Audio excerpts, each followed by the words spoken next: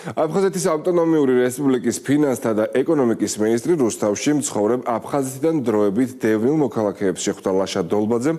მოსახლეობას სამინისტროს 2025 წლის პროგრამები გააცნო. აფხაზეთის მთავრობის თავმჯდომარის დავალებით აფხაზეთიდან დროებით იძულებით გადაადგილებულ პირებთან შეხვედრები აქტიურად მიმდინარეობს და მისი მიზანი მოსახლეობისთვის არსებული პროგრამების გაცნობა და მათ საჭიროებებზე მორგებული პროექტებისა და ინიციატივების განხორციელებაა.